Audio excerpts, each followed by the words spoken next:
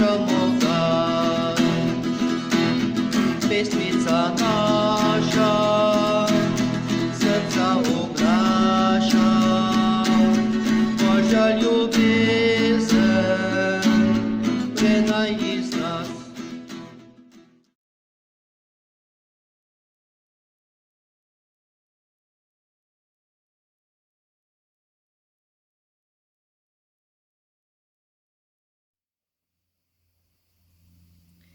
Živijo otroci. Včeraj ste poslušali zgodbo in jo bomo sedaj obnovili. Danes pa je že 14. dan Šmarnic, ki bo govoril o zdravniku, ki je lahko tudi svetnik. Včeraj pa ste poslušali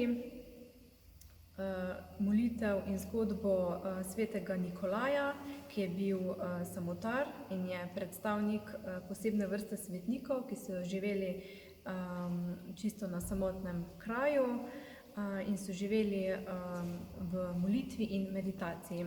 Pa začnimo z križom. V imenu Očeta in Sina in Svetega Duha. Amen.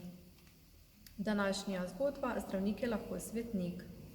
Kaj pa svetniki, ki so opravljali bolj vsakdanje poklice? Je kakšen zdravnik med svetniki? Je vprašal Peter. Seveda, tudi zdravniki so med svetniki. Eden od teh je Jožef Moskati. Bil je Italijan in je živel pred slabimi 100 leti v Neaplju. V čem pa je on poseben, je zanimalo Tamaro. V ničemer, jo je Serafinček presenetil z odgovorom. Kako to misliš? Saj je vendar svetnik, ni razumela kratkega Serafinčkovega odgovora. Ni bil poseben, kot ti misliš. Sicer pa je bil Jožef Moskati že kot otrok pravi božji prijatelj. Ko je študiral medicino, je bila njegova vera pogosto v nevarnosti. Obdan je bil s profesorji, ki niso zagovarjali in gojili krščanskih vrednot. Prav tako tudi mnogi sošolci niso bili naklonjeni verskemu življenju. Vendar je Jožef svojo vero v tem času še poglobil. Vsak dan je šel k maši in v kailo ter se veliko pogovarjal z Bogom. Vi bi rekli, da je molil. V molitvi je prejel moč, da je vztrajal v veri. Pa je bil dober študent, je zanimalo Petra. Bil je odličen študent, je potrdil Serafinček. Vendar zato ni bil nič prevzeten, ker ni iskal priznanj in ni iskal pohval. Verjetno je bil dober zdravnik, sicer ne bi bil svetnik, je zatrdila Tamara. Bil je zelo dober zdravnik in predan svojemu poklicu. V ljudeh, ki jih je zdravil, je gledal Jezusa, zato se je ves čas žrtvoval zanje. To je najbolje dokazal, ko je vulkan Vezuv začel bruhati lavo in vroč pepel. Vsi prebivalci iz naselja pod vznožjem vulkana so pobegnili, bolnike v bolnišnici pa so pustili same in nemočne.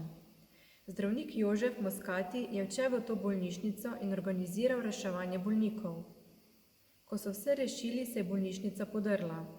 Tako je rešil bolnike, ki so jih vsi zapustili, čeprav je bil sam tudi v hudi nevarnosti. To pa je pravi zdravnik, je priznala Manca. Toda po nečem se je gotovo odlikoval, je vrtala v Serafinčka. Vsak svetnik se je po nečem odlikoval. Jožef se od drugih zdravnikov razlikoval po tem, da je veliko molil in se neumorno žrtvoval za svoje bolnike. V tem je izstopal, predvsem pa je izstopal na področju diagnostike. Zanimalo je Tamaro, kaj je diagnostika. Ko pride bolnik k zdravniku, mora zdravnik najprej ugotoviti, za kakšno bolezen gre. Zdravnik je tisti, ki postavi diagnozo, se pravi, da pove, za kakšno bolezen gre in se odloči, kako bo bolezen zdravil. V tem je bil Jožef boljši od vseh drugih zdravnikov. Se pravi, da je v tem izstopal, je pokimala Manca. Gotovo mu je Bog stal ob strani pri ugotavljanju bolezni. Prav imaš, Jožef je veliko molil in vse svoje delo je posvetil Bogu stvarniku. Za ljudi je delal, kot bi delal za Boga samega. Zato je bil deležen nadnaravne pomoči pri ugotavljanju bolezni. Ljudje in sodelavci so ga zelo cenili. Pa je bil star, ko je umrl, je zanimalo Petra. Ne, bil je še mlad, niti 50 let še ni dopolnil. Veliko prezgodaj, je dodala Manca. Današnja naloga: razmisli, če si komu storil krivico in se mu zanjo opraviči. Pa še skupaj zmolimo Marijino molitev. Zdrava Marija, milosti polna, Gospod je s teboj, blagoslovljena si med ženami in blagoslovljen je sad tvojega telesa, Jezus. Sveta Marija, Mati Božja, prosi za nas grešnike in zdaj v naši smrtni uri. Amen. Sveta Marija, prosi za nas. Sveta Mati Božja, prosi za nas. Mati ljubezniva, prosi za nas. Mati Stvarnikova, prosi za nas. Devica čestitljiva, prosi za nas. Devica verna, prosi za nas. Tako se vidimo jutri.